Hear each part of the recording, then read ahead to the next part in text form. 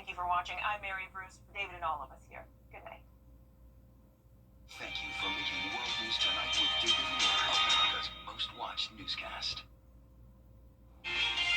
Right now on News Channel 6 at 7, ice hockey is returning to Augusta. I'll look at the new team and who owns it. Also ahead, a deadly shooting leaves a 3-year-old dad in Richmond County. Details on the investigation. And could a data center be coming to Columbia County? Why some people are concerned about the project. Here it is at 7, starts now. Live from Television Park, this is WJBF News Channel 6 at 7. Good evening, everyone. I'm Dee Griffin. Thanks so much for joining us. Coverage you can count on begins as progress continues on the new arena downtown, and a major announcement coming today. We now know that pro hockey is set to return to the Garden City for the first time in more than a decade. Graham Lee tells us about the new team and its big-time owner. And without further ado, Tim Tebow. The Heisman Trophy winner and two-time national champion has put down the clean system into sports team ownership roles in recent years. Now his next opportunity is here in the Garden City. I mean, you got obviously some of the best golf in the world. You know, I've gotten to play here against the Green Jackets. I've gotten to speak and be a part of a lot of different events here, and I've seen how special the community is. And so I think that's really special. It's the first time pro hockey is coming back to Augusta in 12 years. The Riverhawks and Lynx were two failed hockey teams in the past, but leaders believe the third time is the charm.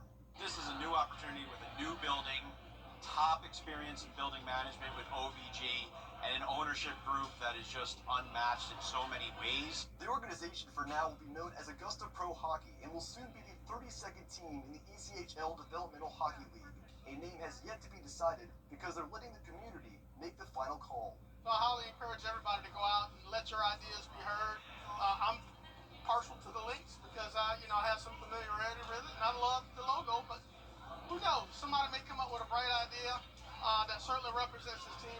Think of what college football does in communities and how this could be something that people can rally around and hopefully can become a staple that families and the community enjoys. The team is set to return to the ice in the new arena in October of 2027. Tebow says the organization has launched a Name the Team contest, and they're looking for community input to decide on the team name. We have a link to that form on our website, WJBF.com. A chance to bring in a new airline to Augusta Regional Airport, and the airport is working to recruit a new airline and a new direct flight to an unnamed location. And this would add to the 4 cities Augusta already serves. The airport is asking the city for $1 million from next year's budget to help provide a revenue guarantee to land the airline. As airport management reaches out to these different airlines, we have top markets that we look at the community is actually going to. So yeah, Chicago, New York, Central Florida, those are some destinations that we're really looking forward to hopefully getting an airline to provide that service for here in Augusta. Smith says it can't be disclosed yet which airline the airport is talking to, but says it is a, quote, low-cost carrier. Commissioners are expressing support for the request, even with the city's budget issues. Well, time now for a first look at the weather with meteorologist Miller Hyatt joining us now. And it was a lovely day, as the song would say by Bill Withers. I love it. Lovely day. Lovely day. Lovely It was very nice. We finally had a lot of the sunshine and D.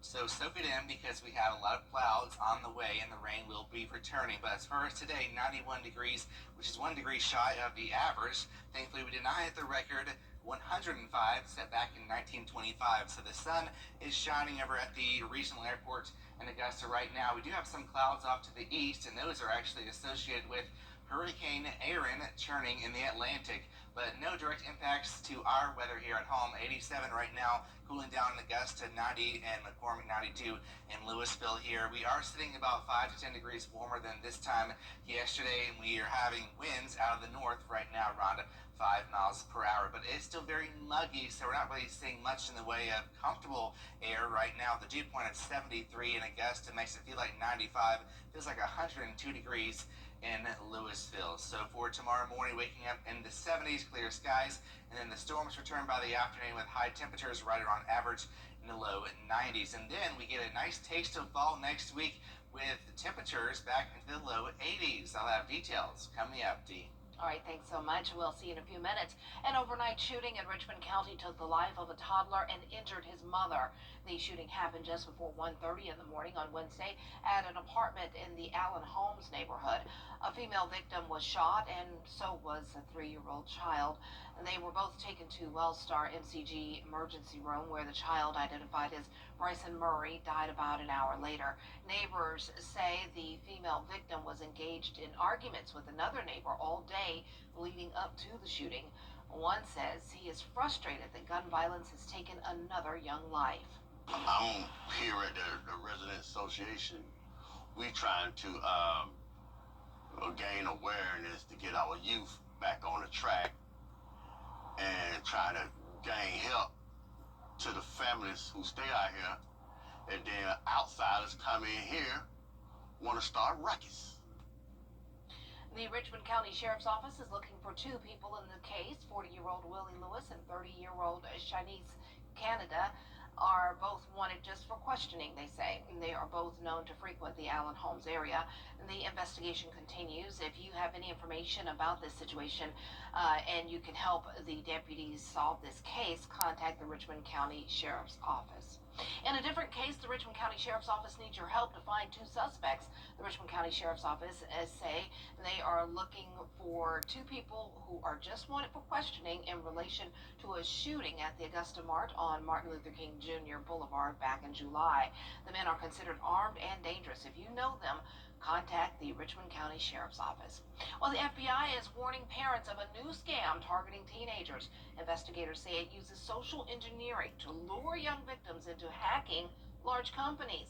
Arjit Seshadri reports. FBI investigator. A commissioner town hall is set for tomorrow night in Columbia County. Allison Couch, representing District 4, and Michael Caraway from District 3 will talk about this year's achievements, projects, and initiatives. It's at the Appling Courthouse on Appling Harlem Road from 6:30 p.m. until 7:30 p.m. Well, coming up, lawmakers are pushing to cut the cost on high-interest insurance rates. We'll tell you how they plan to do it. The coverage you can count on continues. Happy Hump Day, Georgia. An exciting announcement for Aiken this evening as the annual State of Our Community event is held. A ribbon cutting for the new Aiken Innovation Corridor along with the Aiken County Chamber Foundation. The AI corridor would not have been possible without help from Meta. President and CEO of the Aiken Chamber of Commerce says these new additions to Aiken will benefit business and the community. We believe if we have a thriving business community, that our overall community is going to do well and be successful too. So that's really the heart of this message. The more that you see big companies like this investing in our community, that's just going to send a ripple effect around our community. The Aiken Innovation Corridor opens in 2027. 33 days until the official start of fall, and I'm tracking some fall-like temperatures ahead. The details coming up. Right now it rooms to go. Now, your most accurate forecast with WJBF Live 5 for 6. It's a rough beach day over in North Carolina, Pine Knoll Shore. Check out the choppy waves here as Hurricane Erin churns offshore. And looking at our wave height, you'll see that we have some pretty high waves. Here in Augusta, though, it's sunny and 87 degrees, but it feels like 95 right now at this hour with the northeast wind. So here are the observed wave heights off the shore of North Carolina, 11-foot waves, but check out right around the center of Erin, 42-foot waves. So you sure do not want to be on a boat in the hurricane, of course. So no direct impacts here at home, but we are seeing some gusty winds along the coast, 19 miles per hour in Myrtle Beach, 24 in New Bern, but around the center of the eye, 102 miles per hour. So currently, Erin is a Category 2 with 110 miles per hour winds, pressure down to 943, and it's going to continue to push on to the north and eventually out to sea away from the United States. We still do have some impacts as far as surge and also some windy conditions along the coastline, especially the Outer Banks. Tropical storm warning here through the immediate future, as we do have Aaron continuing to be offshore. Eventually it will be weakening, of course, which is great news as it heads up north in cooler waters down to a category 1 by the weekend. But as far as right now here at home, we're sitting in some dry air between a cold front and Aaron. We have some storminess over in the northern Georgia area, and that's going to be still staying away as we go into tonight. So that's good news. So Aaron turns to the north going into tomorrow. We have this trough pushing through with a disturbance that will be bringing in some storms tomorrow along with a cold front by the afternoon hours. So get those umbrellas out once again after this nice dry day. So looking at Friday, once again that trough lingers with a cold front just to our south, and that means an even greater chance of storms Friday and Friday night. So we'll be watching that closely for those football games. It could be a pretty soggy one, just take note of that here, with an 80% chance of storms, 70% chance Saturday, 40% chance Sunday, and 20% chance Monday. And those rain and storms are actually going to eventually cool us off here. So 83 degrees Saturday, back to 89 Monday, but then back down to 83. But next week's actually going to be much drier, not humid. So tonight 72, tomorrow 92 degrees with scattered storms across the area. So right around average for this time of the year. Then your 10-day forecast, we'll be looking at some storms going into the weekend. We have sort of a wedge set up on Saturday, so it'll be much cooler than tomorrow's 92. Saturday's 83. And then next week we start to dry out, much drier too, so that 83 will feel great, and lows down to near 60 degrees. It's a little bit of another false fall before we get to another second summer. It feels like we're just going back and forth in this calendar. The fall is like, I'm coming, but summer's like, not yet. No, there's about 33 days until we officially hit fall. Oh, wow. Countdown is on. Yes. All right, thanks. So I'll take these temperatures long as I can. Still ahead, President Trump is ordering a review of America's museums in an attempt to get rid of exhibits he doesn't agree with. Details after the break.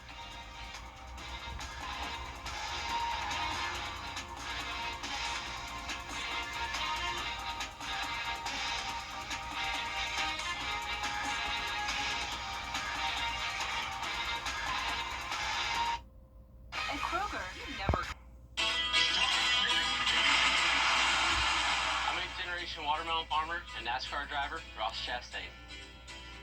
And one thing's for sure, racing with professional drivers requires me to use my melon.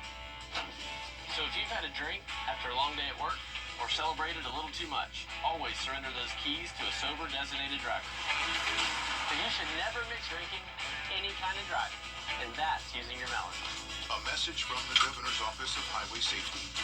It's the Rooms to Go Kids Labor Day bed sale. Shop kid-approved twin beds starting at just $175 on sale. Plus other amazing styles throughout the store with fast delivery and expert setup. The Rooms to Go Kids bed sale is going on now. Some new slang terms are officially being added to the English language. The Cambridge Dictionary is adding multiple internet culture words, including skibbity. Skibbity. Skibbity? I've heard that. I don't even know what it means. Skibbity.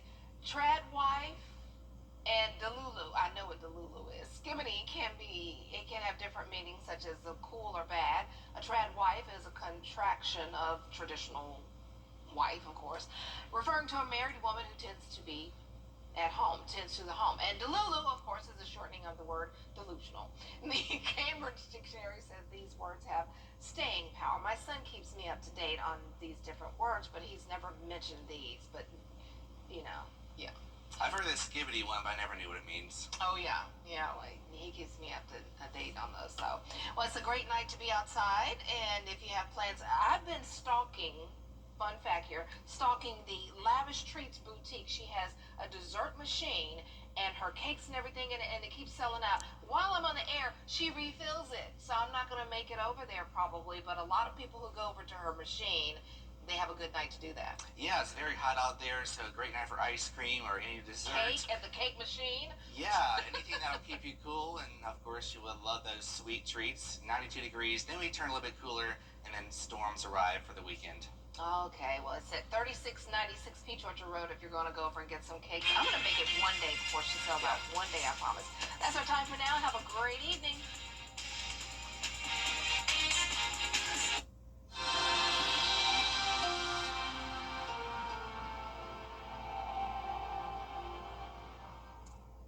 over 30 years.